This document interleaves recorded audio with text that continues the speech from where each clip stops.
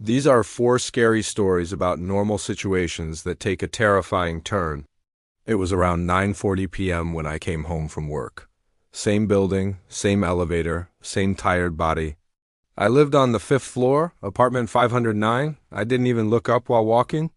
I just pulled my keys out, reached the door, and unlocked it like I'd done 1,000 times. The door opened easily. That was the first weird thing because my lock was stiff.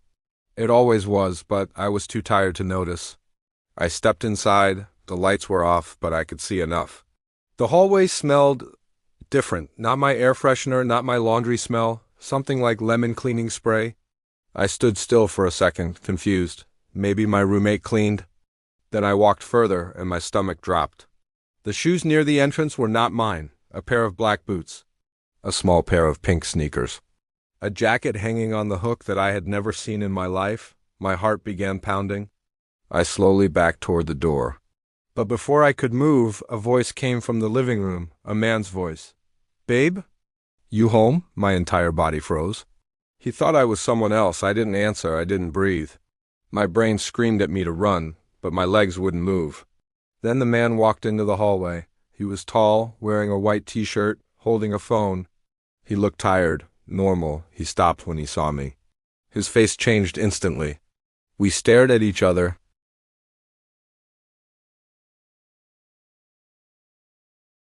We both looked at the door number.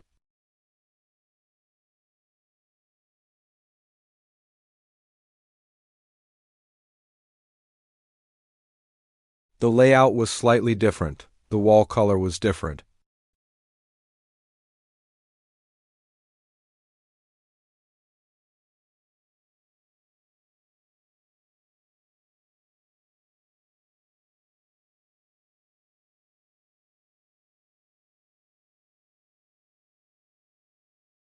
Not fast.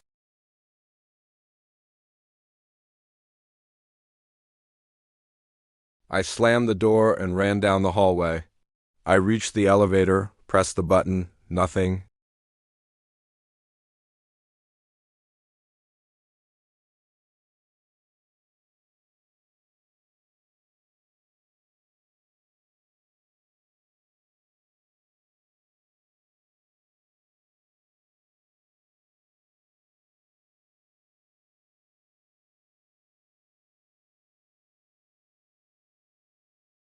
When I finally reached the ground floor, I turned.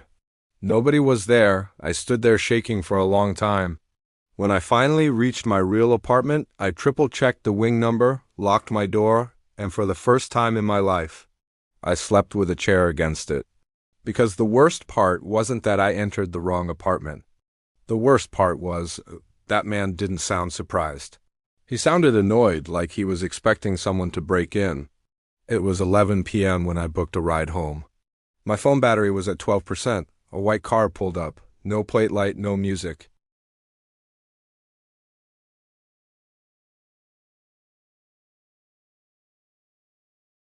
Same car model, same driver name. We started driving. The first 5 minutes were normal. Then I noticed something. The driver wasn't following the map. He took a left turn where he wasn't supposed to. My phone vibrated.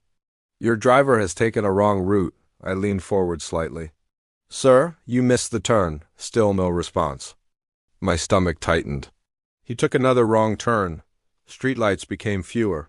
My phone battery dropped to 8%. I tried calling someone. No signal. I looked at the driver's mirror. His eyes weren't on the road. They were locked on me. Just staring, I quietly reached for the door handle. Locked. Child lock. "Sir, stop the car. I need to get out." Silence. Then he sped up. The road became darker, trees on both sides. I started panicking. "Stop the car." He didn't react. Then he spoke for the first time in a calm voice. "You shouldn't have gotten in." My blood turned cold. I grabbed the only thing I had, a metal water bottle. I raised it and smashed the back window. The glass cracked. I smashed it again, and finally it shattered. The driver slammed the brakes. I climbed out through the broken window, cutting my arm, and ran into the trees. I ran until I saw lights, a small roadside shop. I ran inside bleeding, screaming for help. The shopkeeper looked terrified. He asked what happened. I told him everything. He went pale. The police came later. They searched the road. No car. No broken glass. Nothing. The next day I got a notification from the app. Thanks for riding with us. Rate your driver. I moved into a small apartment building, old but peaceful. He smiled too much. One evening, as I opened my door, he stepped out of his. "Hi," he said. "You work late?" I froze. I never told him my schedule. I forced a smile.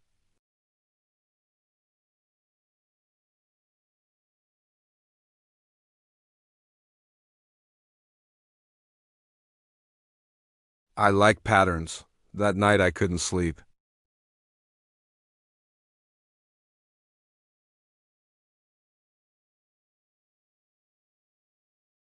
My bedroom window was unlocked. I ran inside. Checked the window. It was locked now, but I knew I hadn't locked it.